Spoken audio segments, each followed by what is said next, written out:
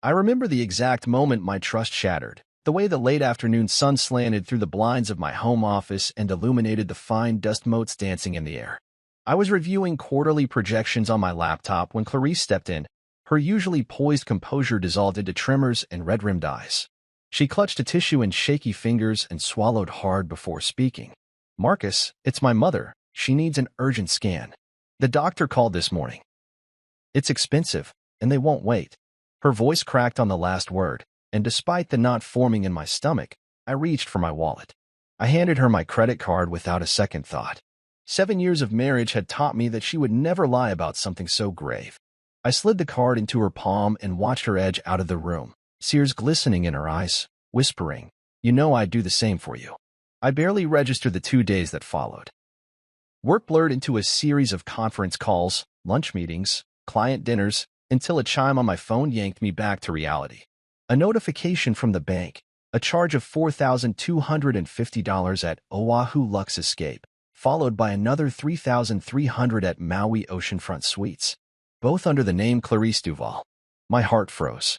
I stared at the numbers, convinced my eyes deceived me, then tapped the notification for details. The timestamps confirmed it. Less than an hour apart, on the very afternoon Clarice had claimed her mother needed help. Panic coiled in my chest as the implications crashed into me. I called her immediately, heart pounding so loudly I could barely hear the rings. No answer. I texted, "Clarice, what is this?" A minute later, her reply arrived, an image of her perched on a yacht, the turquoise Pacific stretching into the horizon behind her. She wore a vivid floral bikini, the sunlight dancing off her damp hair. A man's arm curved possessively around her waist. His face was cropped out, but his presence felt unmistakably intimate. Caption: New Beginnings Palm Tree Sun Kiss Mark. Beneath the carefree emojis lay the dagger of betrayal twisting in my gut. By the time I reached for my phone again, she had turned off read receipts. I called the hospital that had supposedly informed her of her mother's condition. The receptionist sounded bemused. "Mrs. Martin hasn't been here in months. Actually, she called yesterday to confirm her spa retreat schedule." My blood ran cold. I snapped back, "Are you certain?" She laughed softly, then repeated that Mrs. Martin was perfectly fine. My next move was automatic. I dialed her parents' number. Her father, calm and collected, answered on the third ring. I told him what I'd discovered. He paused. "Marcus, I understand your concern, but Clarice deserves happiness." His tone held no reproach for her deception, only irritation at what he saw as my overreaction. Her mother chimed in, voice sweet but dismissive. "It was your card. You should have monitored it." That was their verdict, my naivete. I ended the call before the anger I felt could erupt into violence. I dropped into the leather chair behind my desk and drew in a slow breath. A furious clarity swept over me. I wouldn't beg, plead, or collapse in tears. Instead, I would protect what was rightfully mine. I rose, moved to the built-in safe concealed behind the framed family portrait in the hallway, and retrieved a black leather folder stamped Rosalind Holdings. I carried it back to my desk and eased it open. Deed to the house, titles to investments, account statements. I reviewed each page to remind myself of the financial fortress I controlled. Clarice had always pushed for joint accounts, full transparency, refinancing, merging assets as if marriage alone guaranteed safety. I'd resisted, trusting our bond. Now that bond was irreparably broken, and I was grateful for every solitary clause I had refused to sign away. I opened my banking app on my phone and froze all joint accounts. I canceled every credit card bearing my name, including the one in her possession. Then I sent an encrypted message to my attorney, Ms. Taryn Locke. Proceed with eviction. Draft divorce filings. Freeze shared holdings. Within minutes, I had digital confirmation. I held all the levers. As I closed the app, I felt the tightness in my chest begin to loosen. I had traded illusion for armor. The day Clarice returned, she strolled through the front door wearing that same careless grin, dragging an overstuffed suitcase behind her. Sunlight followed her like a halo of deception. I sat on the couch, legs crossed, Virginian leather yielding under my weight, and studied her as she dropped the bag with a thud. "Hey, babe," she drawled, voice light as if nothing had happened. "I'll pay you back soon. Don't make this dramatic." She threw me a look equal parts challenge and pity, expecting perhaps adoration or remorse. Instead, I stood and placed the folder on the glass coffee table between us. She glanced down as I opened it, her expression shifting from smug amusement to dawning horror. Inside lay printouts of hotel invoices, the bank fraud alert, screenshots of her Hawaii selfies, and on top, a crisp copy of the property deed showing sole ownership in my name. I slid a second envelope across the table. She lifted the flap with trembling fingers to reveal a 30-day eviction notice and the first page of divorce paperwork. Her smirk vanished, and for the first time I saw fear in her eyes. "Marcus," she breathed, voice brittle. "You can't do this." But I already had. I leaned in, voice low and steady. "Clarice, you took my trust and my money for a sunlit vacation with another man. I'm done performing." I closed the folder and walked away, each step echoing with finality. I didn't look back as I returned to my office. I didn't need to. The man I once was, blind, hopeful, forgiving, had been replaced by someone unafraid to protect his peace. And in that moment, I realized trust isn't just given. Sometimes it must be earned, or it dies. The moment I hung up with the bank, a cold realization settled in my bones. I had to confirm what I already feared. I dialed the hospital's main line, heart hammering. After navigating the automated directory, for medical records, press 4, I finally reached a receptionist. My voice wavered as I gave Clarice's full name and date of birth, pretending to be her husband seeking an update. The woman typed, paused, then cleared her throat. "Mrs. Martin? Sorry, sir, there's no record of any scans or appointments under that name in the last 6 months." I froze mid-breath. "Are you sure?" I forced the words past my throat. "Absolutely," she said kindly. "In fact, she hasn't been here since last year's routine checkup." My grip tightened on the phone. "Routine," I repeated, tasting the word like bitter medicine. I thanked her and ended the call, stunned by how easily the lie had unraveled. I sank back into my desk chair and stared at the plate glass windows overlooking the manicured lawn. The quiet hum of the air conditioning filled the void where my trust had been. 2 days ago, I had believed Clarice's trembling story. Now I confronted the hard evidence that lay in stark relief before me. I clenched my fists, nails digging into my palms, feeling the raw ache of betrayal. My pulse thundered, each beat echoing the same question: why?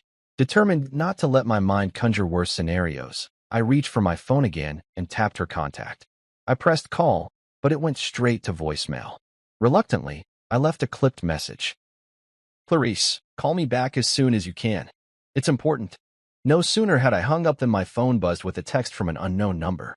It contained a single image: Clarice, bikini-clad and sun-kissed, aboard a chartered sailboat, her eyes half closed in bliss.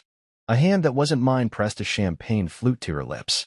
The caption scrawled at the bottom in handwritten script: "Living my best life, water wave bottle with popping cork. Dot." I stared at the photo, jaw clenched, breath shallow. My wife, my partner, frolicking in paradise while I was left to uncover her deceit. I dialed her parents next, forcing myself to maintain composure. Her mother answered on the second ring, her voice bright and surprisingly unfazed. "Clarice told us she'd need to recover after her mom's scans," she chirped. I explained what I'd discovered: no hospital visits, no scans, and gently asked if Mrs. Martin was indeed well. There was a brief pause, and the tension in the line prickled my skin. "Oh, darling," her mother sighed, "your wife has always been such a dreamer. She said she needed a break after the stress." I pressed for clarity. "A spa, perhaps?" I asked, recalling the receptionist's words. Yes, she said, voice smoothing over the admission. She ran off to that new wellness retreat. Exotic massages, herbal wraps, the works. Very restorative, I hear. Restorative. The word hit me like a punch to the gut. Restorative for whom? I thanked her and hung up, mind racing.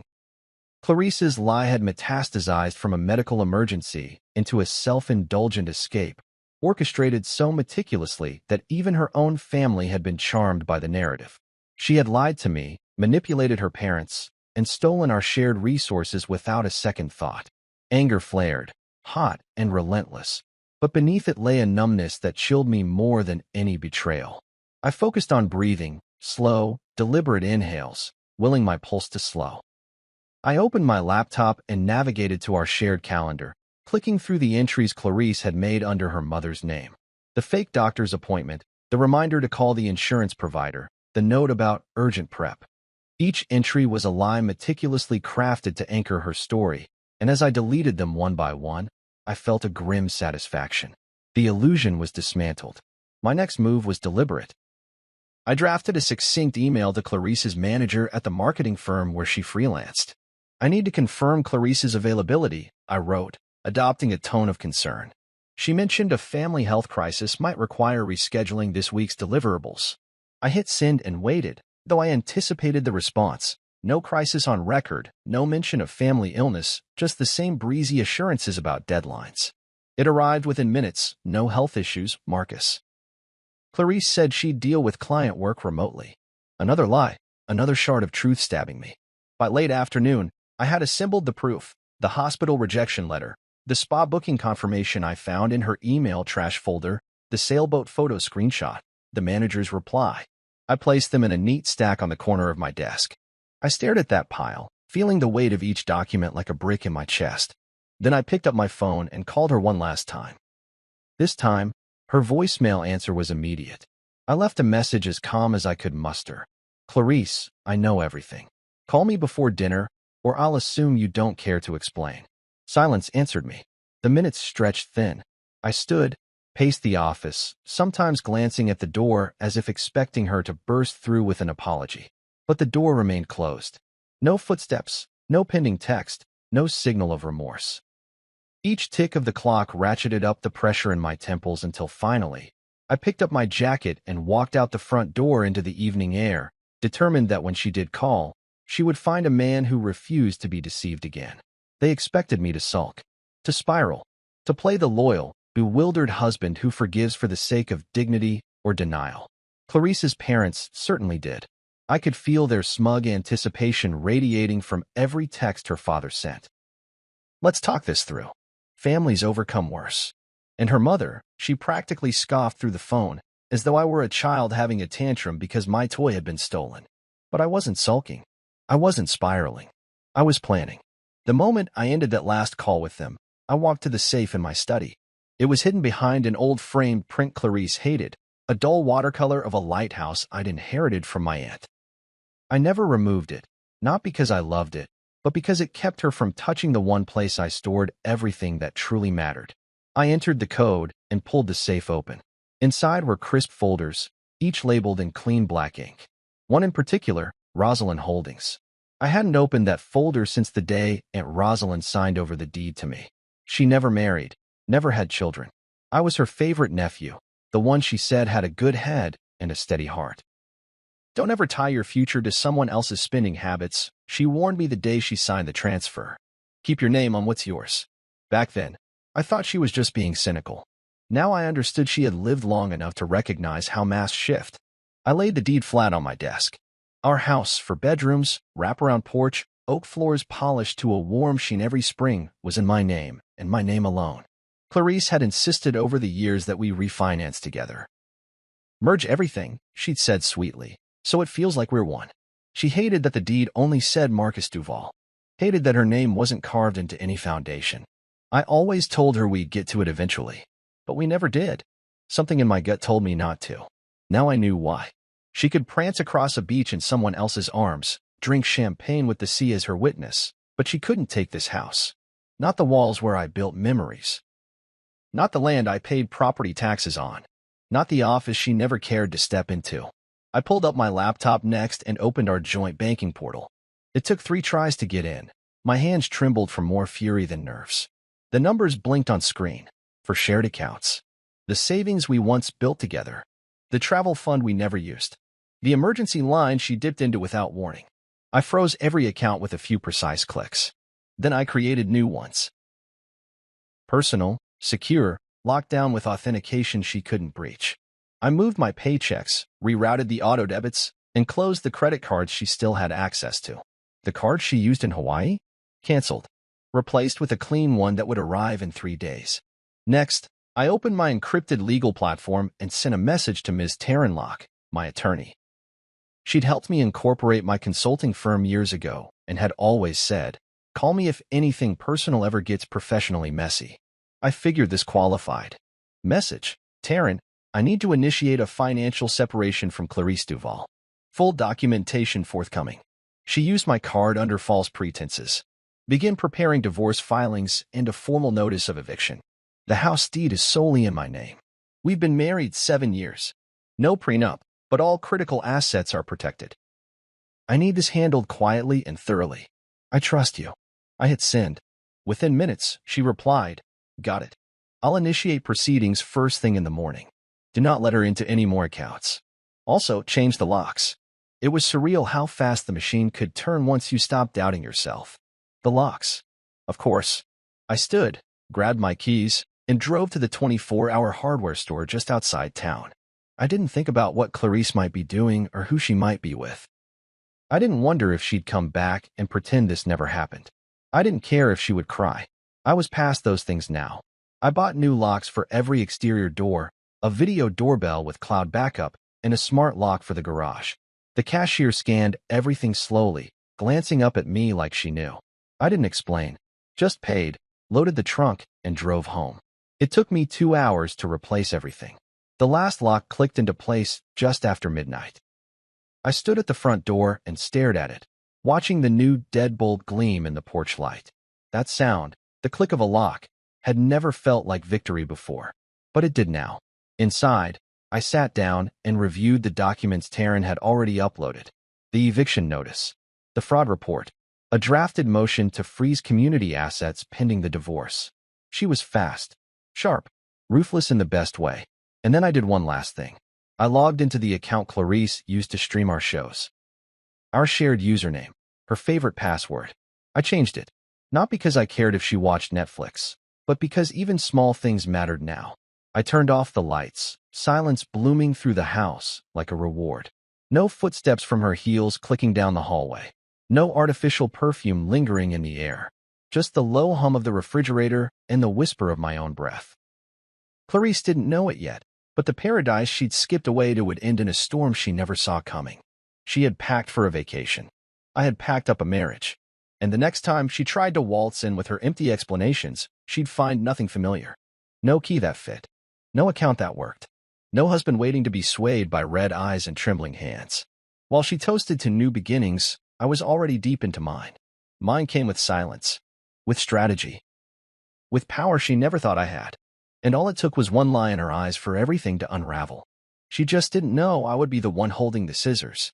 Clarice returned on a Tuesday afternoon, 5 days after vanishing into her fantasy. I heard the suitcase wheels before I saw her, those obnoxious designer bags she loved dragging across our polished hardwood floors like a queen returning from war. The front door swung open with a cheerful creak, and there she was, standing in the same entrance where she once said her wedding vows were a promise she'd never break. She was dressed in a gauzy white blouse, tan skin kissed by tropical sun, and sunglasses still perched on her head like a crown. Her smile was lazy, confident, too confident. "Marcus," she said as if nothing had happened, as if she hadn't just turned my name into a footnote while sipping cocktails on a stranger's dime. "I know that charge on the card was a lot. I'll pay you back.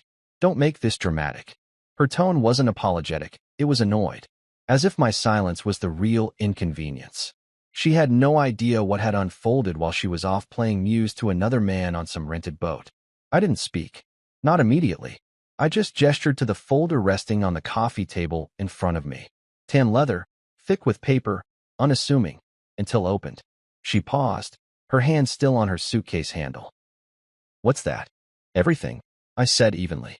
"Proof, documentation, receipts, and your notice." Clarice laughed, actually laughed, and walked forward like this was all some elaborate joke I was playing. "Marcus, come on. You froze my card, okay. I get it. But you're not seriously still angry about the hotel. I told you, my mom was stressed and wanted to go somewhere. Spa," I said quietly, cutting her off. "In Sedona, while you were lying to me about hospital scans." Her expression didn't break at first, but I saw the twitch, the tightening at the corner of her mouth, the flicker of her left eyelid. I leaned forward slowly, rested my elbows on my knees.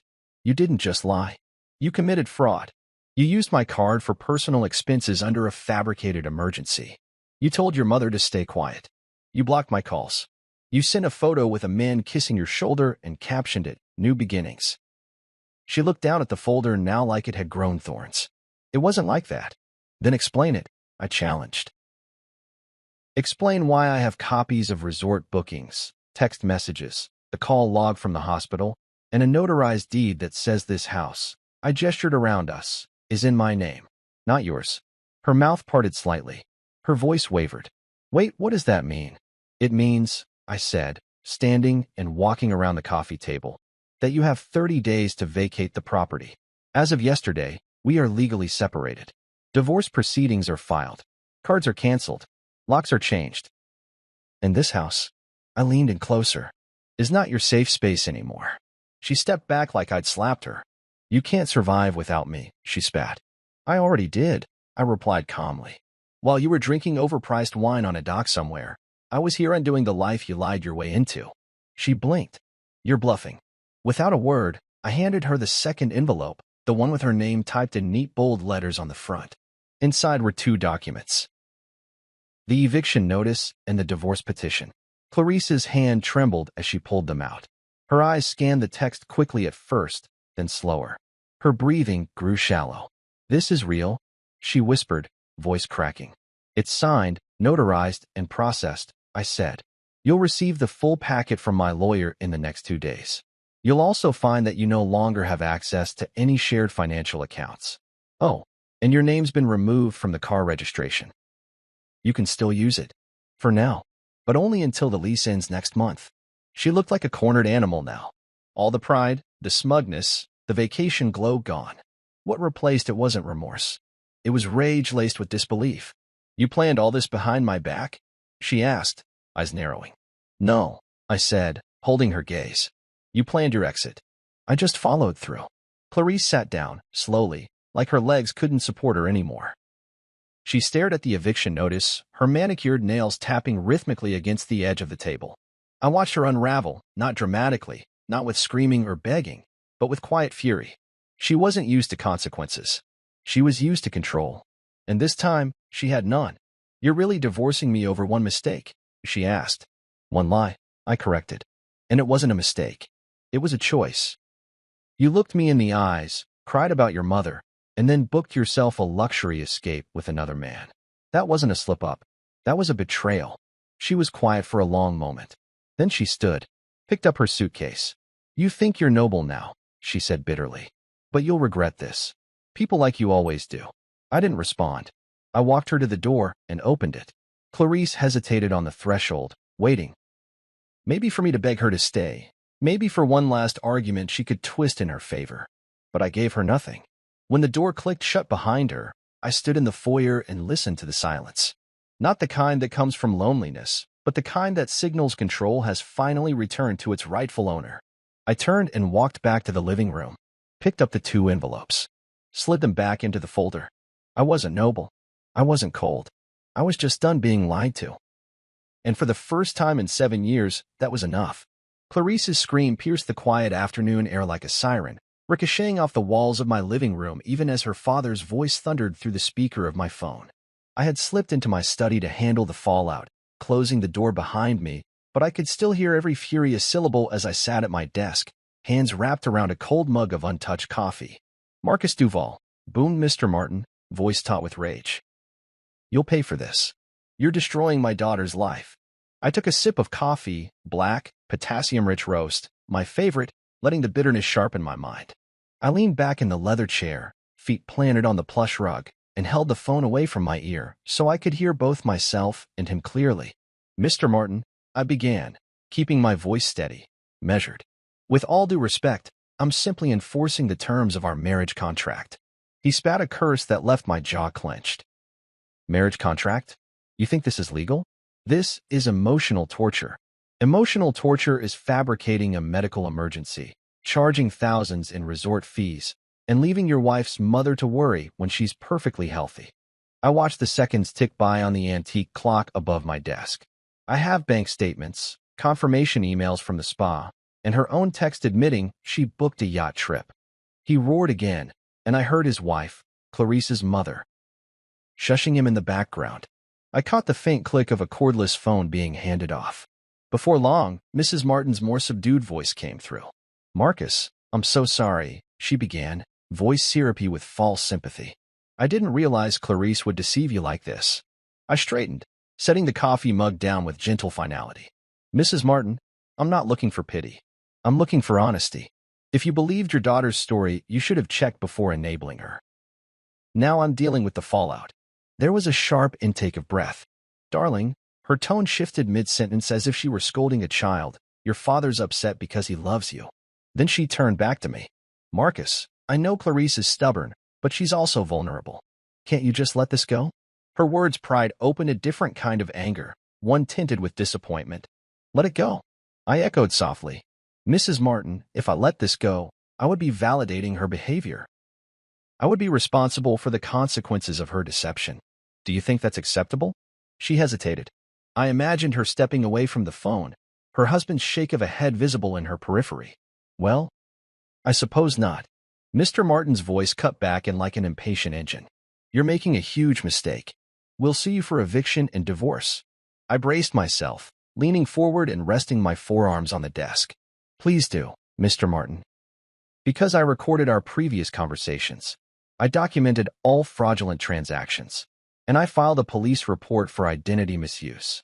My finger tapped twice on the desk, punctuating each phrase. Feel free to bring it before a judge. Silence fell. Then a stammered apology from Mrs. Martin. I didn't mean to. You didn't mean to lie, either, I said quietly. Yet here we are. I ended the call before they could regroup and fire off more threats. I stared at the black screen of my phone for a long moment, letting the coldness of the conversation settle in my veins. Then I set it face down beside my keyboard, as if to keep its remaining echoes at bay. After a moment, I rose and paced the room, passing the large windows that overlooked the backyard. The late afternoon light gilded the lawn in gold, as if mocking the chaos that churned inside me. I squared my shoulders and reminded myself why I'd done this. Not out of spite, but out of necessity. I opened the folder labeled Evidence, flipping through document after document. Bank alerts, hotel reservations, text messages, the call logs from St. Mary's, and the notarized deed to my home. Each paper carried the weight of a revelation. Each number was proof of how far Clarice had fallen from the person I once believed her to be. A soft knock on the study door startled me. It was Mia, my assistant, her clipboard clutched to her chest. Marcus, sorry to interrupt. I finished the draft for the new client proposal. Would you like to review it now? I nodded, grateful for the reprieve from personal drama. As Mia set the proposal on my desk, I realized that part of reclaiming my life meant not letting Clarice's actions consume me entirely. Professional obligations awaited. Clients expected me to maintain my usual rigor. Thank you, Mia, I said, lifting the pen I used to annotate. Send an email to our legal department, copy me, with the updated status, Clarice Duval's authorization revoked, all personal accounts frozen. Then schedule a meeting with Taryn Locke first thing tomorrow. She tapped a note on her clipboard. Understood. And are you okay? I paused, considering how much to reveal. Instead, I offered the curt nod I reserved for business crises. I'll be fine. Proceed as discussed. She hesitated, then exited quietly. Alone again, I turned back to the wall of windows. The heavens had darkened. Clouds drifted across the sky like uncertain thoughts. I felt their weight in my chest. I poured myself another cup of coffee, darker still than before, and returned to my desk. My neighbor's lawnmower hummed distantly. A bird chirped once.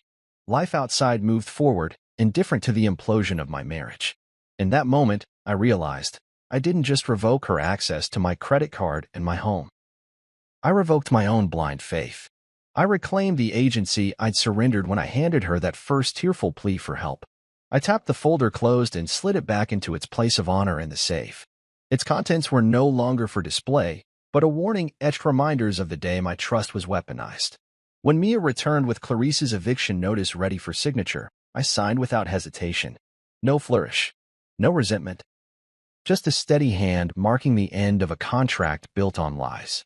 By the time the sun finally dipped behind the rooftops, I had emailed Taryn the signed documents, confirmed tomorrow's meeting, and drafted a blog post preview. Because sometimes telling your story helps others find their courage. I closed my laptop, shut off the desk lamp, and walked down the hallway past rooms that had once held laughter, secrets, dreams. Each door I passed was now a testament to my choice. To stand firm in truth, to sever ties when deception stacked too high, and to trust that peace, painful as its price, was worth every sacrifice. Tomorrow, the Martins could threaten their lawsuits. Clarice could rally sympathy on social media. But under my roof, in my safe, I held the final word. I had canceled more than her access to my finances. I had canceled the lies she once held over me, and in its place, I reclaimed my life. 2 days after Clarice stormed out, my phone buzzed relentlessly with notifications, texts from friends, calls from colleagues, even a late-night email from a distant cousin asking if everything was all right. I ignored them as I settled into my study chair, determined to focus on the one thing I hadn't yet addressed, her viral TikTok. I opened the TikTok app and saw her smiling face on my screen. Clarice stood in front of our wrought iron gate, the one I'd replaced with a smart lock, framed by the manicured hedge. Fake tears glistened under the filter that softened her features, giving her eyes an illusion of depth I knew she didn't feel. He stole my home, her lips mouthed in a voiceover track, distorted, high-pitched, melodramatic. Left me with nothing. Sad piano chords swelled in the background as the caption scrolled across the bottom. #toxic marriage, #heartless husband, #pray for me. I pressed play, watching the world she created for herself. Her cheeks glowed with emotion she couldn't produce naturally. Her tone was rehearsed, each lip tremble calibrated for maximum sympathy. The video transitioned to her opening the gate and stepping inside, a gesture meant to show her defiance in reclaiming her space. Then, a close-up of her purse full of eviction papers, a shaky hand brushing over the notice I'd served her. By the end, Clarice crouched on the stoop, raking her hands through her hair, mascara smudging. "I have nowhere to go," she mouthed, "and no one to turn to." The view count ticked upward. 50,000. 75,000. 100,000. Comments flooded in from strangers. "My heart breaks for you. He's a monster. Sending prayers your way." Each one felt like a blow to the gut, a testament to the power of her performance over the truth. I'd never been so aware of how words and images could bend reality. I felt a surge of anger, then a cool determination. The truth had always been on my side, but now I needed proof visible to everyone. I took a deep breath and stood, crossing the room to the credenza where I kept a second laptop for emergencies. I opened it, logged into my private social media account, and began composing a post, nothing elaborate, just the facts as I had documented them. I uploaded 4 images in this order: the bank notification of the Hawaii charges, the screenshot of her TikTok with the date and time stamp, a copy of the hospital receptionist's email denying any record of the scans, and the photograph she'd posted on Instagram of herself laughing on the boat, with her hand wrapped around that other man. I added a screenshot of the deed to our house showing sole ownership in my name. Beneath them, I typed one concise line: "I didn't steal a home. I defended one." Clarice Duval lied about her mother's health to fund a tropical vacation.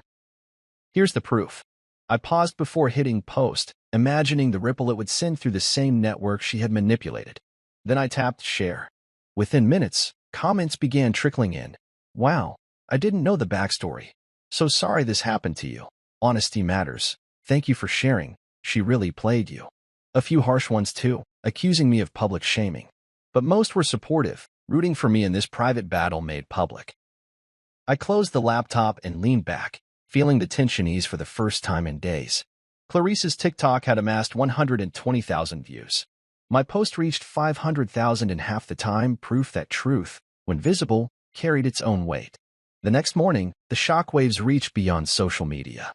An email from my firm's HR department asked for a statement, citing harassment accusations against me by a former spouse. I replied with brevity. I had been the one defamed, and I provided links to my post and her video. A second email arrived from our company's legal team, requesting a meeting. I forwarded them the documentation I had assembled, including the eviction notice and pending divorce filing. Later, a knock came at my door. It was Officer Janet Rowe, her badge clipped neatly to her belt. She had been the one who fielded my original fraud report. "Mr. Duval," she said, taking a seat in my study, "we need to talk about the credit card fraud and potential harassment claims." I handed her the folder of evidence, including printouts of my social media post. She leafed through the pages, lips pressed in a line of concentration. "You did well documenting all this," she acknowledged. "I'm glad you went public. It makes our investigation clear." I nodded, relief flooding me like a cool tide. I wanted everything transparent. That video of her outside your home, she said, tapping the screen of her tablet, gives us grounds for an injunction if this escalates. The judge can restrict her from posting again or coming near you. A part of me balked at the thought of further legal escalation, but another part recognized the necessity. I want to feel safe, I said quietly. She's weaponized social media. Officer Rowe closed the folder and stood. We'll file the injunction paperwork today. In the meantime, you should document any further incidents, messages, posts, calls, and don't delete anything. After she left, I sat alone in the study, the afternoon sun slanting into the room. My phone chimed with news that Clarice's TikTok had been taken down, either by her or by overwhelmed moderators. I didn't rejoice. I simply acknowledged that another line had been drawn. I opened my blog draft, still titled The Husband Clause, and pasted the text from my social media post, adding a short reflection on the dangers of deception and public shaming. I saved it as a scheduled post for tomorrow morning. Then I shut the laptop, turned off the desk lamp, and stood. Walking through the house, I noticed the small details that once felt too precious to lose. The mahogany side table where Clarice always left her keys, the living room lamp we'd bought together on our anniversary, the photo of us beneath the Eiffel Tower. Now the only tangible reminder of happier times. I touched the frame lightly, then set it face down. That evening, I slept in the master suite all by myself. The bed was too big, the sheets crisp and cold, but I didn't toss and turn. For the first time in a long time, I felt a measure of peace. My phone lay face up on the nightstand, silent. No pleas, no feigned tears, no desperate notifications from Clarice's camp. Just stillness. And in that quiet, I realized that reality, once laid bare, has a way of reclaiming its power. You can manipulate perception, but you cannot rewrite truth. The knock came just after dawn, a firm rap that carried a gravity far heavier than any ordinary police call. I opened the front door to find Officer Janet Rowe standing there, badge gleaming under the porch light, midday sun still filtering through the clouds. Behind her were two uniformed officers, their expressions professional yet curious. My heart thumped against my ribs. This was the moment when private turmoil threatened to spill into public record. "Mr. Duval?" Officer Rowe asked, voice measured. I nodded and stepped aside, motioning them into the foyer. The front door closed behind them with an automatic click of the new smart lock. You could almost hear the old lock's grumbling in protest from the toolkit I discarded days before. I guided them through the living room, where the eviction notice lay face down on the coffee table, and into my study, the secure space where I'd assembled every shred of evidence. It was surreal, watching law enforcement navigate the sanctum I'd once believed inviolable. Officer Rowe cleared her throat. "Thank you for inviting us in, Mr. Duval. We're here regarding the complaint you filed for credit card fraud and the social media harassment claims arising from your separation from Mrs. Duval." I gestured to the stack of folders on my desk. "Everything you need is right here." One officer lifted the topmost folder, marked Evidence, Duval versus Duval, and flipped through glossy printouts, the bank alerts for the Hawaii reservations, the spa invoices, the hospital call logs, text exchanges, and Clarice's own social media posts. I watched his face tighten as he read the yacht photo and the doctored TikTok that had portrayed me as the villain. Officer Rowe stepped forward. "Mr. Duval, based on what you've provided and your recent public post, the department is prepared to move forward with a fraud referral. We'll submit this to the district attorney's office for review. As for harassment and defamation, we can file a restraining order against Mrs. Duval to prevent further unauthorized posts or approaches to you." I felt a surge of relief, tempered by the stark reality of legal proceedings. "I appreciate it," I said evenly. "What do you need from me right now?" She produced a formal affidavit and slid it across the desk. "Please review and sign. It outlines the timeline of events as you've described them. Once signed, we can process the protection order. You should also keep a log of any further contact or online posts so we can update the case promptly." I took the pen and carefully read the affidavit. It detailed every crucial moment. Her false claim about her mother's scans, the unauthorized charges, her disappearance, the misleading TikTok, and the emotional toll her actions had taken. Each word echoed with the weeks of betrayal and restitution I'd endured. When I finished, I signed my name beneath the statement. "I declare under penalty of perjury that the foregoing is true and correct."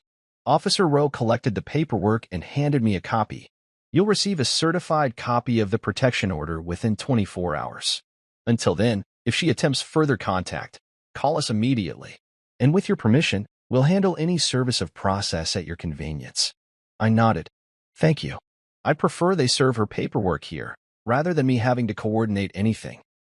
She gave me a small, respectful nod. Understood. As the officers packed up, I felt the tension in my shoulders begin to ease, an acknowledgement that the machinery of justice, while slow at times, could still respond when the evidence was undeniable. I escorted them to the front door, clicking the deadbolt behind them. The empty hallway felt different now, charged with the promise that boundaries I'd set wouldn't be so easily breached again. Alone, I walked back into the study and stared at the pile of folders. Each document bore the weight of my resolve, my refusal to be downplayed or dismissed. I had once believed marriage was synonymous with trust. Clarice's betrayal had taught me the hard truth. Contracts, both emotional and legal, must be enforced, or they can be twisted into weapons. I sat down and opened my laptop. My blog draft waited patiently for this moment. The account of my ordeal, crafted to help others recognize the signs of financial manipulation and emotional deceit. I added a brief note at the top. As of today, legal proceedings are underway. Truth matters. Documentation matters. You have the right to protect yourself. Then I clicked Publish. The post went live with a gentle hum of digital confirmation. Comments began to trickle in. Messages of solidarity, disbelief, and gratitude from readers who recognized their own experiences in my story. A few asked for legal resources. Some offered their support. I read each one, knowing that while I fought to regain my peace, others were finding courage to confront their own deceptions. My phone buzzed, an email notification from the DA's office acknowledging receipt of the fraud referral. It promised a preliminary review within 2 weeks. By then, the protective injunction might already be in effect, barring Clarice from posting any more defamatory content or approaching me in person. It felt almost surreal to see the words Case Number 2025 FR 1123 in my inbox, as if each digit represented one lie undone. I leaned back in my chair and closed my eyes. The afternoon light slanted through the blinds, creating stripes on the bookshelf lined with novels I'd meant to read. Memories of happier times flickered. Us laughing over coffee, the sound of her voice reading a bedtime story. I acknowledged those memories with compassion, but I refused to let them cloud my judgment. What mattered now was the present, accountability, boundaries, and the restoration of dignity. I stood, stretched my arms above my head, and walked to the window overlooking the front yard. The protective order, once filed, would also come with instructions on safe paths and recommended distances from my property. Parameters I never imagined having to enforce in my own home. Yet, here I was, forging a new approach to safety, where locks and laws converged to uphold my right to live without fear. A lingering question hovered. Would Clarice ever acknowledge her wrongdoing? Would she face the consequences she'd so willingly inflicted on me? I didn't know, and I no longer needed to. The law would proceed on its own timeline, guided by facts, evidence, and due process. In the meantime, I had forged a path forward, one lit by clarity rather than deception. I returned to my desk, opened the folder marked Personal Growth, and retrieved the journal I'd started after I first uncovered her lies. The pages were filled with reflections, strategies, affirmations. I control my peace. I define my worth. I added today's entry in neat handwriting. Legal doesn't lie. Accountability restores order. As evening shadows deepened outside, I closed the journal, powered down my laptop, and left the study. The house was silent, yet it felt alive with possibility. I had canceled more than credit cards. I had canceled the power of her deceit. What remained was a framework of justice and a renewed belief that even the most personal of betrayals could be met with unflinching resolve, and that, indeed, legal doesn't lie. The morning of my court date dawned crisp and clear, the kind of weather that mocks heavy hearts with its cheerful brightness. I arrived at the courthouse just after 9 a.m., briefcase in hand and heart hammering beneath my crisp white shirt. The stone steps were already crowded with people, petitions for divorces, small claims disputes, and the occasional family drama spectacle. I wasn't sure what to expect when I stepped inside. Despite the preparation and documentation, there was still an unsettled tension in my chest, the knowledge that outcomes hinged on another person's judgment, another person's mercy. I checked in with the clerk at the assigned window, sliding across the folder marked Duval versus Duval Dissolution and Fraud, along with a stack of exhibits. The bailiff handed me a numbered ticket and nodded curtly. I took a seat in the waiting area, glancing at the other cases on the monitor. Eviction proceedings, name change petitions, restraining orders. My case flashed. Room 304, 10:30 a.m. Behind me, I heard the faint tap of a ring on, someone signaling a lawyer that the moment had arrived. I closed my eyes briefly, reminding myself why I'd chosen this path, not vengeance, but the assertion of truth, the reclamation of my own life. At exactly 10:25, a uniformed officer appeared and called my name. I rose, straightening my tie, and walked through the heavy wooden doors into a narrow hallway lined with portraits of stern-faced judges long retired. The courtroom itself was a modest chamber, wood-paneled walls, a raised bench for the judge, an American flag in one corner, and my attorney, Miss Taryn Locke, standing near the plaintiff's table. Clarice was nowhere to be seen yet, but her absence did little to calm my nerves. Every passing second felt like a meter ticking toward judgment. When the bailiff opened the door and announced, "All rise for Honorable Judge Henderson," I stood. The judge, a woman in her 50s with salt and pepper hair pulled into a no-nonsense bun, took her seat behind the bench. Behind her, the jury box was empty, reflecting that this was a bench trial. I took a seat next to Taryn, who gave me a reassuring nod. Across from us sat a man in a gray suit, his stern expression visible even from a distance. Clarice's new attorney, it seemed. "Please be seated," Judge Henderson intoned. "We are here for Duval versus Duval, the dissolution of marriage, claims of fraud, and associated financial remediation. Mr. Duval, will you please make your opening statement?" I rose, cleared my throat, and looked at Clarice's attorney before focusing on the judge. "Your Honor, my name is Marcus Duval. My claim is simple.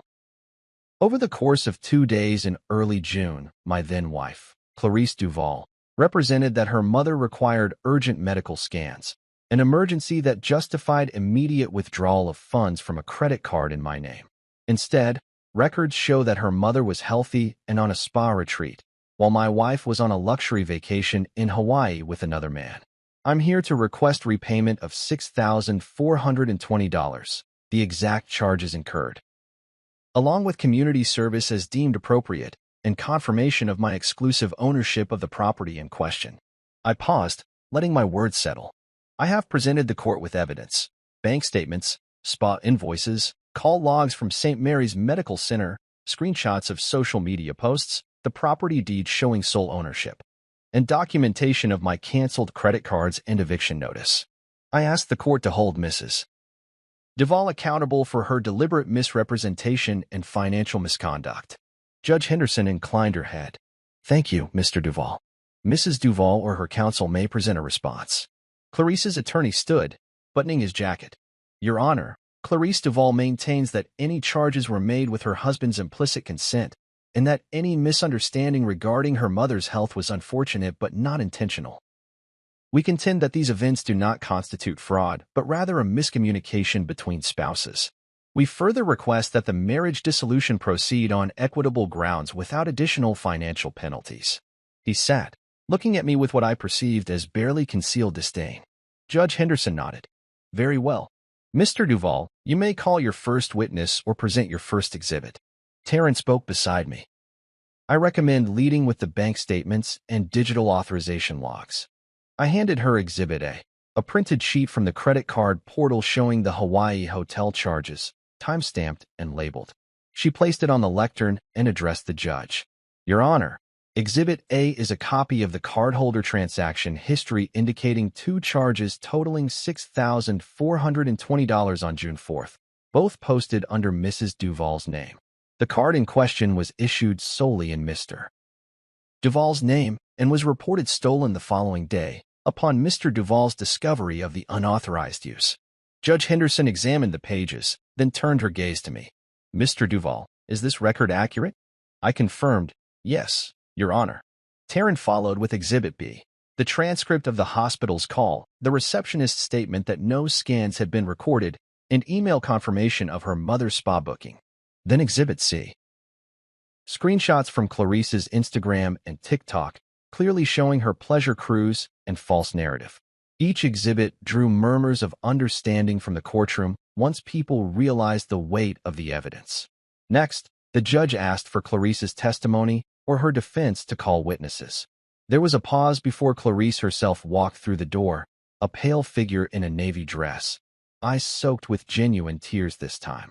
My heart stung at the sight, but I steadied myself. Taryn whispered, "You did well. Just remain calm." Judge Henderson called her forward. "Mrs. Duval, please raise your right hand." Clarice complied, voice quavering as she swore to tell the truth. Taryn led her through her own text messages, Clarice's apology to the spa for a double-booking mix-up, the casual conversations with her mother about stress relief, and crucially, the selfie taken aboard the boat that she had posted publicly.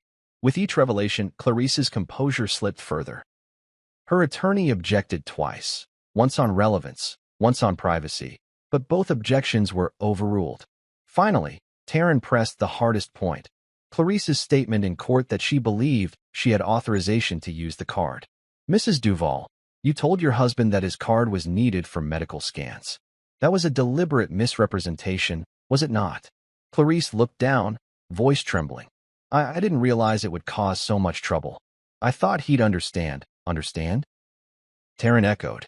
"You claimed an emergency medical procedure, one that your own mother did not require, to justify withdrawing funds for pleasure travel, knowing your husband did not approve. That is fraud." Silence enveloped the room.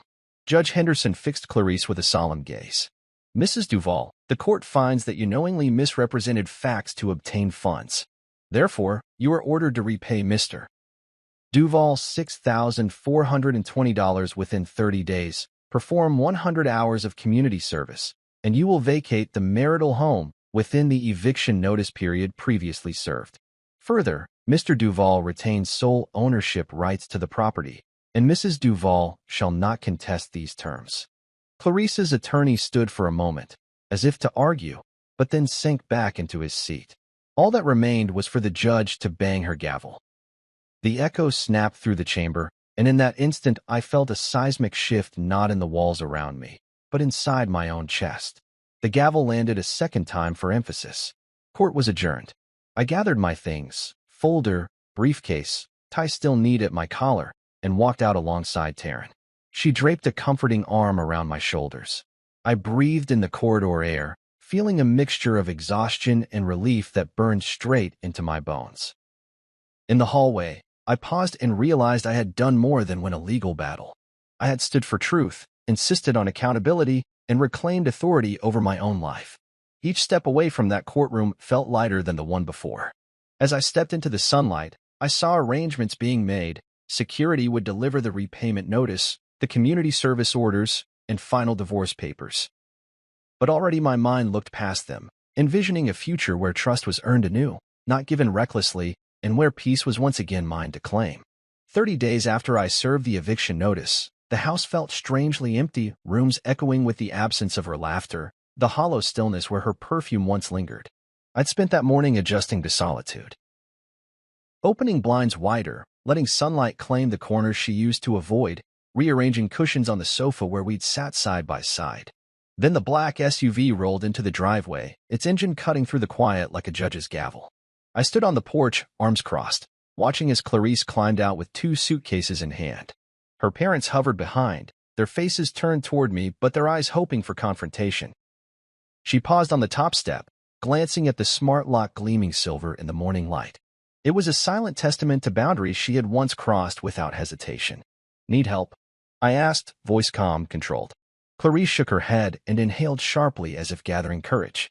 She moved slowly through the foyer and into the living room, her heels clicking on the wood floor, the same sound I once found reassuring, now a reminder of betrayal.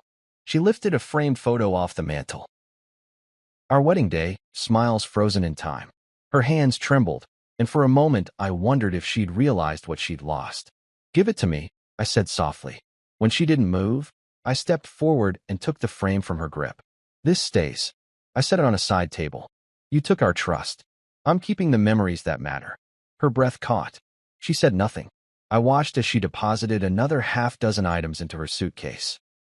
A silk scarf, a set of coffee mugs, the throw pillow from our bed. Each item she packed reminded me how many small corners of my life she controlled and how liberating it felt to reclaim them. I followed her to the front door. The morning air was crisp, mingled with the scent of cut grass and distant lilacs. She paused again, suitcase handle resting on the threshold. Her parents offered smiles that didn't reach their eyes, pity mingling with disapproval. "I'll mail you the keys," she said, voice barely above a whisper. "I don't want to make this harder than it needs to be." I nodded. "No mail necessary."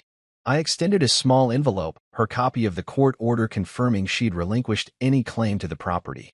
She took it, fingers brushing mine. For a flicker of a second, I saw regret in her eyes. Then she turned away and stepped into the SUV. As the vehicle pulled away, tires crunching on gravel, I held my breath until it rounded the corner. The gates closed behind it with a soft click. I stood there long after the black SUV disappeared, feeling the weight of silence settle around me, and knowing that in the stillness, I had found my peace. The first night after Clarice moved out, I slept without locking my bedroom door. It was a small thing, almost instinctive, but it struck me around 2 a.m. I no longer needed to brace for late-night arguments, suspicious glances, or that quiet dread of discovering yet another hidden message on her phone. Just stillness. Just breath. Just me. By the end of the week, I'd redecorated the hallway. Gone was the framed wedding photo that had once been our pride. In its place hung the deed to the house, matted and framed in simple black. It wasn't a boast. It was a reminder. A quiet vow to myself that I would never again surrender what I had built, what I had protected, to someone who could smile while lying. And yet, I didn't vanish. I didn't let the story end in bitterness. I channeled it. I started a blog, The Husband Clause. At first, it was just therapy in the form of a keyboard. I wrote about financial betrayal, emotional gaslighting, the subtle ways we lose ourselves when we're trying too hard to keep a relationship alive that's already on life support. My first post was raw and simple. My wife asked for money to help her sick mother. She used it to go to Hawaii with another man. It went viral overnight. Hundreds of messages followed. Men and women thanking me for putting into words what they'd lived in silence. "I thought I was crazy," one wrote. "But reading your story helped me walk away." Another confessed, "You're common to chaos?" That gave me the strength to stop apologizing for being betrayed. I realized I wasn't alone. I never was. I started offering resources, financial checklists, signs of covert manipulation, links to legal guides. I wasn't a guru.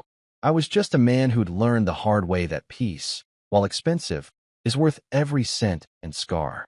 And now, when I walk through the house, the one that once echoed with lies and distraction, it feels different, lighter, clearer, like it finally belongs to someone who knows what it costs to reclaim their voice.